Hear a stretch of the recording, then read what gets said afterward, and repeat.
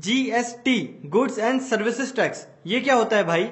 मुझे और आपको क्यों जानना जरूरी है जीएसटी के बारे में? अगर आप मेरी तरह एक छोटा स्टार्टअप रन करते हैं या फिर आपकी एक शॉप है जहां पे आप गुड्स को सप्लाई करते हैं और परचेज करते हैं, तो फिर आपको जीएसटी से क्या लेना देना है? भाई कौन से प्रोडक्ट पे कितने % का टैक्स लगेगा? सारे डाउट्स क्लियर होंगे। So hi guys, this is Siddhant and you are watching Sid talk. So guys, जैसे नाम बोलता है कि गुड्स एंड सर्विसेज टैक्स, तो यहाँ पे गुड्स और सर्विस में क्या डिफरेंस है? गुड्स मतलब होता है फिजिकली कोई चीज आप तक पहुंचाई जाए जिसको आप मेजर कर सकते हैं। उसके बाद जो सर्विस होती है वो आप तक एक तरह से सर्विस पहुंचाई जा रही है या फिर बेनिफिट्स आप तक पहुंचाए जा रहे हैं जिसको आप मेजर नहीं कर सकते। सो गाइस, मैं आपको जीएसटी समझाऊं उसके पहले हाल फिलहाल अभी जब जीएसटी लागू नहीं हुआ है इंडिया में, तब हमें गवर्नमेंट को कौन कौन से टैक्सेस देने पड़ते हैं वो आपको समझाता हूं। उसके बाद आपको समझने में आसानी होगी कि जीएसटी के आने के बाद ये सारी चीजें कैसे रिप्लेस हो गई। सो गाइस, 3 तरह के टैक्सेस हम अभी हाल फिलहाल देते हैं गवर्नमेंट को।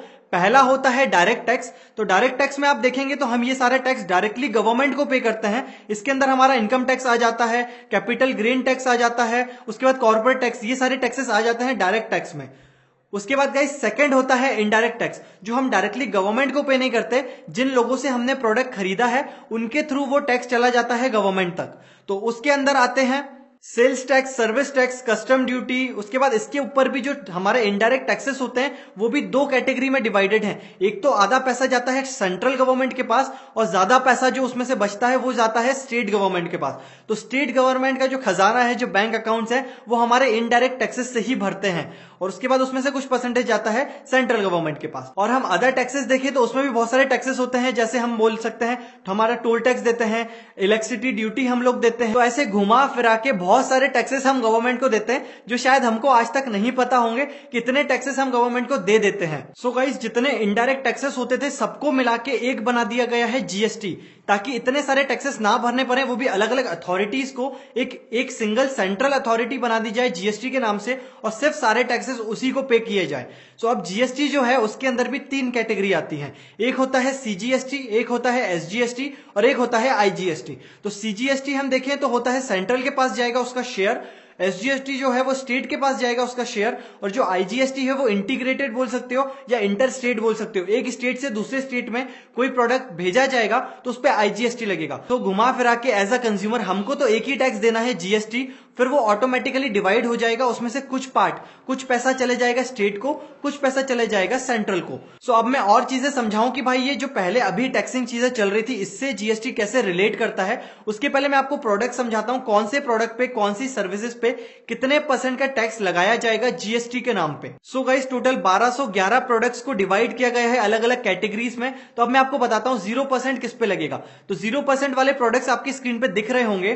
तो उसके अंदर आता है सॉल्ट, भिंडी, सिंदूर, स्टैम्प्स, मिल्क, फ्रेश फूड, उसके बाद वेजिटेबल्स। तो ये गुड्स हो गए जो एक गुड्स की तरह आपको ट्रीट करे जाएंगे। उसके बाद आप सर्विसेज में देखें जिन पे टैक्स नहीं लगेगा वो है होटल या लॉज में आप जाते हैं और 1000 से कम आपका बिल बनता है तो उस पर कोई टैक्स नहीं लगेगा। सो अब हम अगर 5% के गुड्स देखें तो उसके अंदर आता है cream, frozen vegetables, coffee, tea, coal. तो ये सारी चीजें जो सिंपल मेडिसिन है वो भी 5% के अंदर आती हैं। और जब हम अगर सर्विसेज देखें 5% में तो हमको मिलेगा transportation service, railway ticket, air ticket, इन सारी चीजों पे हमें 5% का जीएसटी देना पड़ेगा।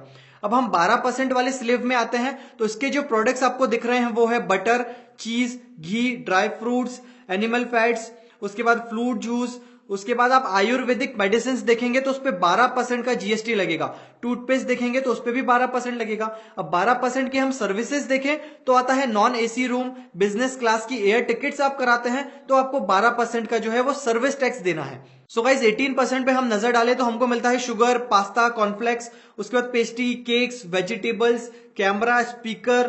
तो ये सारी चीजें जो है वो हमको मिलता है 18% के अंदर। अब हम अगर सर्विसेज देखें कि 18% पे कौन कौन सी आती हैं तो एसी के hotel rooms, telecom services, IT sector. ये बहुत गौर करने वाली बात है। टेलीकॉम मतलब हमारे जो प्लान्स हैं जियो के या फिर किसी भी ऑपरेटर के, या जो बिल आता है हमारा पोस्टपेड का, उसमें अभी हाल फिलहाल सर्विस टैक्स लगता था फ्लैट 15%, लेकिन अब लगेगा 18%। तो कहीं ना कहीं हमारा बिल जो है बढ़ जाएगा। अभी होता क्या था, अगर हम प्रीपेड में 303 का रिचार्ज कराते थे जियो का, तो उसमें वो क्या करते थे 15% का शेयर निकाल के देते थे गवर्नमेंट को, और जो भी उनका बचता था 280 या 290 जितना भी बचता था वो उनका प्लान मानते थे।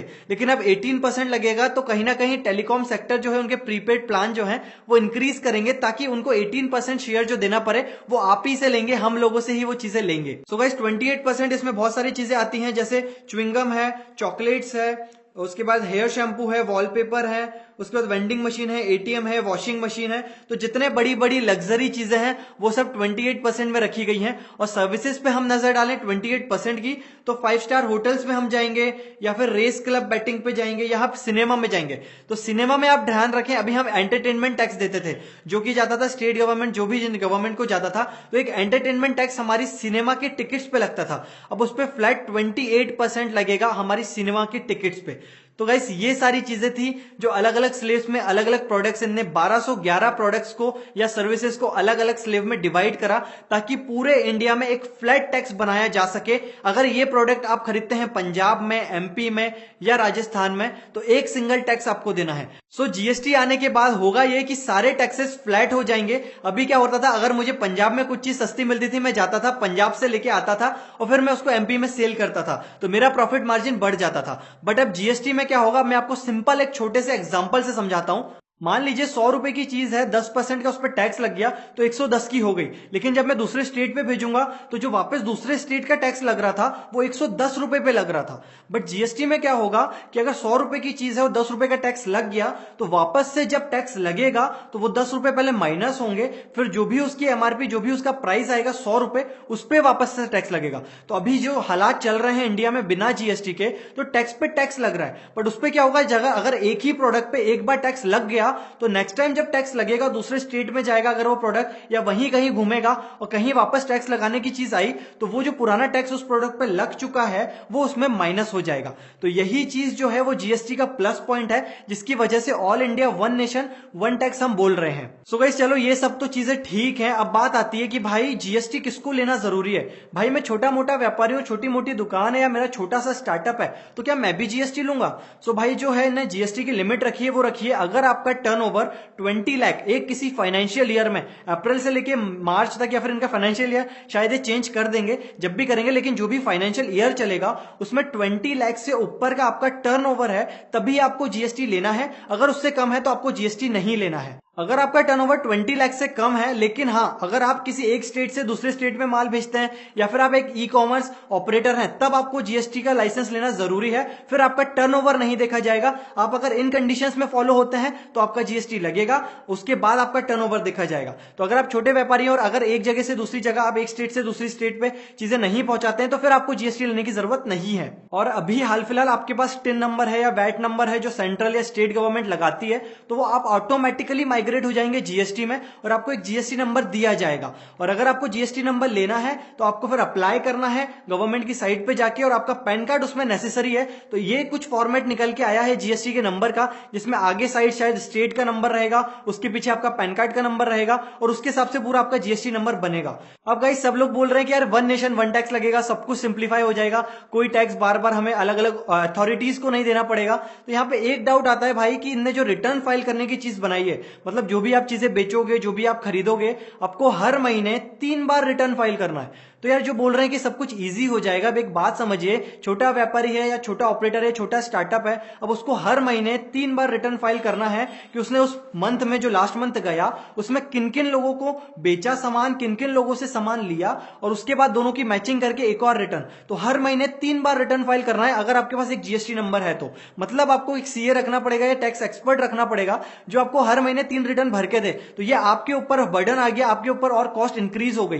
तो अब ये चीज मुझे अच्छी नहीं लगी कि हर महीने ऐसी चीजें क्यों करना, बार बार हमको अपलोड करना। इवन जो अपलोडिंग का फॉर्मेट है, जो भी इनवॉइस आप फाड़ोगे उनका फॉर्मेट है, जो इनवॉइसेस आप बनाओगे, जो आपके ईआरपी सिस्टम के थ्रू जो इनवॉइसेस बनेंगी, सारी चीजें जो हमने फॉर्मेट बना के दिया है उसी फॉर्मेट में बनाना है। सारी इनवॉइसेस अपलोड होंगी, और अच्छी बात यह है सारे ब्लॉकचेन से चलेंगे। मान लो मैंने किसी से माल लिया, उसके पास जीएसटी नंबर है, उसने मुझे माल दे दिया, अब मैंने इस माल को और किसी को सेल किया, तो जब वो उसकी रिटर्न फाइल करेगा तो उसमें वो बता देगा उसने मुझे दिया, तो मेरा भी जीएसटी नंबर अगर है रजिस्ट्रेशन तो मैं उसको बता दूंगा कि इस जीएसटी नंबर पे अपलोड कर दो।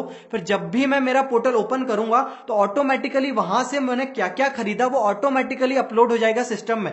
फिर मुझे बस इतना बताना है कि जो माल मैंने खरीदा वो मैं बेच किसको रहा हूं, तो वो मुझे वापस अपलोड करना है। फिर जैसे मैं अपलोड करूंगा वो वाली चीज जिसके पास गई, उसके पास अगर जीएसटी नंबर होगा तो वो जब लॉगिन करेगा जीएसटी के पोर्टल पे तो उसको ऑटोमेटिकली जो मैंने इनवॉइसेस अपलोड करी उसको भेजते समय वो उसको मिल जाएगी। तो वो उसके जो है उस परचेज में रख सकता है वो कि ऑटोमेटिकली परचेस ऑर्डर आते जाएगा। तो पूरा एक ब्लॉकचेन चलेगा, आईटी सर्विसेज यूज होंगी, इंफॉर्मेशन टेक्नोलॉजी यूज होगी, तो सारा ब्लॉकचेन से चलेगा। तो इसमें गड़बड़ी नहीं हो सकती, किसी भी तरह की टैक्स की चोरी नहीं हो सकती। सो गाइस, घुमा फिरा के अगर कोई टैक्स चोरी करता था तो अब वो टैक्स चोरी नहीं कर पाएगा, क्योंकि अगर एक बार रिकॉर्ड आ गया जीएसटी के अंदर तो फिर वो रिकॉर्ड बना रहेगा कि वो उसको अगर बेचा है तो उसने कहीं ना कहीं माल बेचा होगा, अगर बेचा है तो उसका टैक्स क्यों नहीं भरा है। तो पूरा सिस्टम में आ जाएगी सारी चीजें, ब्लॉकचेन चलेगी लाइन से, जहां से वो माल निकला जहां तक गया जीएसटी की जीएसटी घूमते फिरते सारी चीजें उसमें ट्रैक हो सकती है। सो आई होप मैंने आपको सारी चीजें समझा दी जीएसटी से रिलेटेड। तो अगर आपको वीडियो अच्छा लगे तो उस चैनल को सब्सक्राइब करना ना भूलें, क्योंकि इसी तरह के और ट्रेंडिंग टॉपिक्स पे मैं आपको वीडियोस बना के देता हूं। सो अगर आपको ये वीडियो अच्छा लगा है तो प्लीज आप इसको लाइक करिए, वीडियो अच्छा नहीं लगा तो डिसलाइक करिए। अगर अभी भी आपका कोई डाउट है जीएसटी से रिलेटेड तो नीचे कमेंट करिए, मैं उसका रिप्लाई जरूर दूंगा। So I hope you like this video. Thank you.